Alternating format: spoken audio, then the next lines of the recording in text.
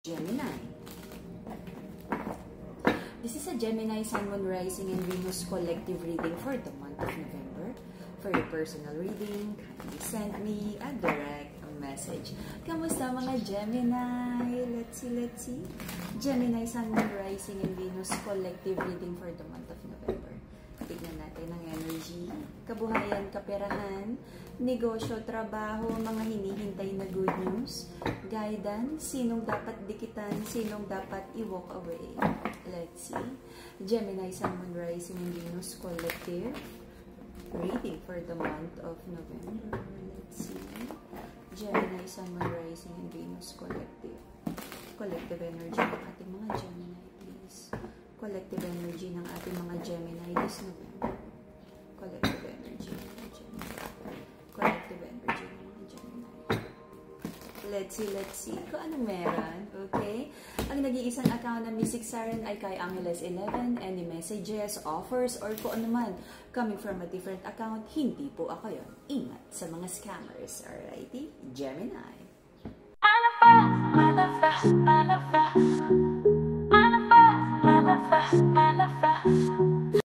You're trying to build kabuhayan, relasyon. Sabi mo, whatever na like hindi mo nagawa in the past, i-rebuild mo. Kung nagkaroon man ng delays, i-rebuild mo, itutuloy mo to. Okay? Sabi mo, pagod ka nang mag-overthink, you need to take action sa mga bagay-bagay. May mga manifestations ka na hindi natuloy, pero sabi mo, okay, kung hindi na talaga doable, plan B. Kung kaya pang ayusin, ayusin. Okay? Sabi mo, committed ka sa goals mo, aayusin mo, i-rebuild mo ang buhay mo, aware ka na marami kang naging like not so good decisions in the past, but right now, you're committed na ayusin ang buhay mo. Nagkaroon ng sad energy sa ating feminine, at the feminine is trying to heal the feminine in this connection. Okay? Someone feels like hindi na-reciprocate, hindi siya nakatanggap ng equal love sa kanyang masculine. At kung ano man yung mga hinihintay sana na good news, it feels like hindi dumating, hindi nag-manifest. I feel, no, sa mga ganito, sabihin natin God's rejections and delays or God's protection, because this is like a not yet. Someone is not ready, masasaktan ka, protection ng divine ito. Nagkaroon ng maraming misunderstanding, chismis, usapan, okay? And it feels like hindi rin talaga naingatan ang relationship na to. So you have decided to let go muna. Magpahinga o kung ano man yung kailangan yung time apart. Okay? Sabi ng feminine, it feels like nasayang ang kanyang mga investment, pagmamahal for choosing the masculine. Nagkaroon ng sabihin nating mabigat na energy, yung mga laging pag-aaway, laging misunderstanding, and the masculine feels like unappreciated, na kung ano man yung kaya niyang ibigay, parang hindi naman daw na-appreciate ng ating feminine. Sabi ng feminine, pagod na siya, ayaw na niyang mag-effort, marami din siyang nabalitaan na hindi maganda, but it is what it is. Marami ding nasabi ang feminine na masakit for the masculine, at it feels like kayong dalawa, you're trying to like learn. Ano ba talaga ang lesson sa situation na to? And nagfo-focus muna kayo sa ibang bagay other than love, na pwedeng negosyo, pwedeng bagong trabaho, new skill, nag-aaral, nag-a-apply, kung ano man. Okay? Sobrang naging draining ang relationship na to para sa inyong dalawa. Okay? Mental clarity and stronger connection with your intuition, the purple crystal, amethyst. If you're manifesting harmony, to heal your heart chakra, to balance your heart chakra, Madagascar rose quartz, the pink crystal. Okie dokie. The reason for the reading is like pareho kayo, no? Nagkaroon ng indecisiveness. Ano ba talaga yung gagawin? Magpo-fully commit. Pareho kayong nagpapakiramdaman because it feels like mini-mirror nyo yung energy ng bawat isa. This is like the debate of chicken and egg. Sinong may mali? Kasi siya yung nauna. Sabi nung feminine, siya kasi, kaya lang naman ako naging ganito kasi si masculine. Okay? Nagbabatuhan kung kanino ba galing kung sino yung naunang may pagkukulang at pagkakamali. And because of that one single pagkakamali at pagkukulang, okay, sa beginning ng relationship, nagkaroon na ng batuhan ng hindi magandang energy. And I feel, no, in the past, you're trying to track down sino ba talaga ang nauna. Because sa totoo lang, kung yung umpisa at unang-unang pagkakamali na address na, hindi na dapat naggantihan or like, bahala siya, ayaw niya, hindi rin ako magbibigay ng love, something like that. Okay? Nagdamot ng love, nagdamot ng effort, nagbigay ng hindi magandang, you know, action, so nagbatuhan ng hindi magandang energy or pagkukulang, or you're trying to deprive each other of the love just because gusto nyong turuan ang bawat isa ng lesson, which is naging unhealthy and toxic para sa inyong dalawa. Okay? Naging mabilis din ang start ng connection na to, but naging honest ba talaga kayo na gusto nyo ba talaga yung isa't isa? Iba kasi yung you're very passionate about each other, gusto, but na-check nyo ba kung compatible kayo? Pareho ba kayo ng pupuntahan in the future?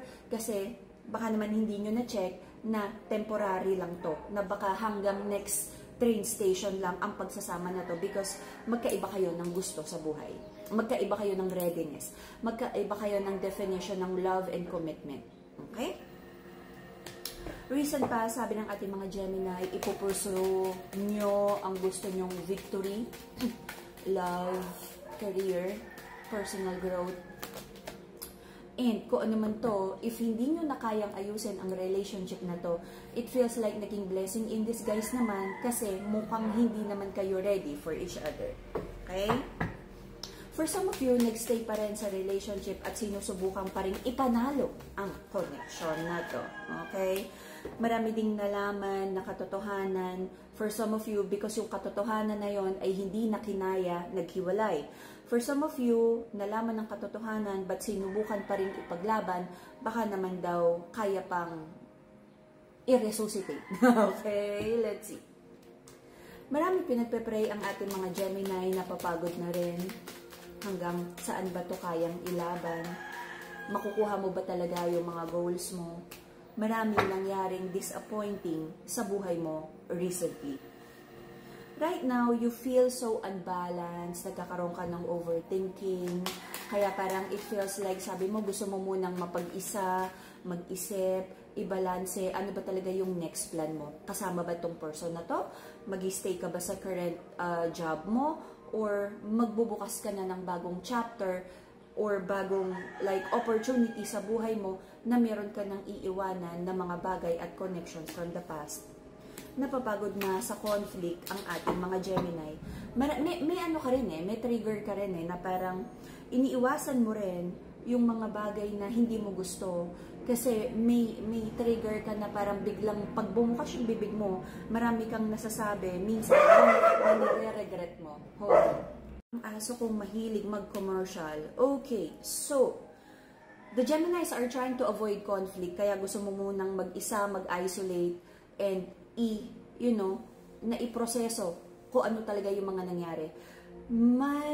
Kaya ka umiiwas kasi meron kang mga triggers na nakakapagsalita ka ng, hindi mo masyadong napili ang choice of words, okay? That you might later regret. Your person, hindi pa naman siya totally nakaka-move forward from this connection. Nag-i-stalk pa rin. I feel even ikaw. You still stalk each other, tinitignan ng mga updates, meron bang dinedate, meron na ba, nag-move forward na ba, masaya na ba siya, okay? Alam mo, may energy dito na parang ini-evil eye nyo yung isa't isa, no? Galing nyo din, ano? Hindi pa rin alam ng person mo. Again, you mirror each other. Na hindi pa rin, pareho kayong hindi sure kung naging tama ang decision nyo to stop the communication, to let each other go. For those who stayed, hindi nyo rin alam kung naging tama ba ang decision nyo to continue with this connection. Okay? Meron kang mga doubts, again, kung tama bang magstay, tama bang i-let go, tama bang bigyan ng another chance, tama bang pagkatiwalaan pa. Until the end of January, marami kang kailangang i-rebuild sa sarili mo, yung confidence mo, finances mo, self-worth mo. Marami kang, baka umattend ka ng mga baka mag-enroll ka ulit, you want to learn something new, you know, parang para sa sarili mo, personal growth. It could be like therapy also, you know? Marami kang aayusin about your own stability, financial stability, growth, like sarili mo eh. Pera man yan, tangible, intangible. Ilalaban mo yung pangarap na gusto mo. If meron kang ini-expect na malaking amount, ilalaban mo na makuha to, na ma-achieve to. If meron kang malaking collectibles, it feels like kailangan mong ituloy ito kasi pag pinabayaan mo na like malaking kontrata, if hayaan mo lang yung client mo na mag-decide on his own, baka hindi mo makuha. Baka kailangan mo pang ligaw-ligawan or ayusin, no? Parang i-persuade ang client na to na pirmahan to, na makuha ang kontrata. If may mga kliyente, like boosting, whatever na kailangan mong gawin. If this is like malaking project, kailangan mong tutukan, no? Hindi ito basta maglaland sa lap mo. Meron kang ilalaban na pangarap, financial stability, personal growth, na para makuha mo yung full blessing na to, ilalaban mo to. At alam mo, mas masarap yung feeling na alam mong nilaban mo eh. Hindi yung parang nanalo ka lang sa loto na nandyan na. Iba yung feeling at pag-iingat mo sa isang bagay na alam mong pinaghirapan mo. Especially personal growth, no? Kung meron kang mga pinagdaanan, na-scam ka, kung meron kang mga inilaban na ilang courses, no? Ilang years of pag-aaral for you to be there where you're at. Iingatan mo yung pangalan mo na walang makasira kasi ilang dekada, ilang taon mong pinag-aralan na binuno, no? Na ito, tong whoever you are. At doon sa mga tao na like pinupurso pa yung future self, na binibuild mo pa yung future self mo, iniingatan mo kung ano man yung binibuild mo right now because alam mong blood, sweat, and tears, lahat tong pinagpapaguran mo towards dun sa future self na binibuild mo. Meron kang vision na eto ikaw. So kung ano yung binibuild mo right now, poprotektahan mo to na parang may barikada dyan, na parang full armored, na parang walang sisira sa binibuild mo or binild mo. Blood, sweat, and tears ito. Whatever you're trying to manifest, parang magiging tahimik ka. Okay? May mga taong hindi masaya para sa success mo, sa mga bagay na binibuild mo, kaya mananahimik ka, which is the right thing to do. Okay? Ito yung mga, okay, hindi magiging madali para sa'yo na ma-achieve itong bagay na gustong-gusto mo. Pero hindi ko sinasabing wala kang makikitang resulta. This is like brick by brick, you will be building your own empire. Meron kang mga taong makakasama, pero sabihin natin, most of these people would just be temporary. Matulungan ka, kumbaga, makagawa ng isang side ng pader, tas nawala na. Okay, next batch of connections, may nakilala ka na naman, tinulungan ka namang magpalitada, tinulungan ka namang mag-paint, mag-interior, something like that. You know, if you're building your own empire, your own castle, may mga taong darating for a certain chapter of your life para matulungan ka dun sa chapter na yon. And you have to let these people go kung kailangan nilang umalis. You know what I mean? May mga darating na kaibigan, love connections na maaaring temporary, tutulungan ka lang nila, tuturuan ka nila, may i-share sila na wisdom, and you have to let them go when it's time for them to go. Okay? Little by little, lahat ng experiences, tao, wisdom, mga mentor, mga teacher, mga courses na kinukuha mo, magugulat ka in the next years, you know, na parang, eto pala, kaya pala may interest ka sa ganitong bagay 10 years ago, kaya pala kinuha mo to, kaya mo pala nakilala tong taon na to. Marirealize mo, pagdating dun sa end goal mo na, parang when everything connects, eto pala, kaya ka pala nahirapan, kaya pala nagkaroon ng delays. It's because God is preparing you for something big para sa buhay mo. Okay? You're building something big for yourself. For some of you, medyo nasa finish line na. For some of you, parang naguhukay pa lang. For some of you, nagbubuhos na ng pundasyon. Kanya-kanyang, like, ano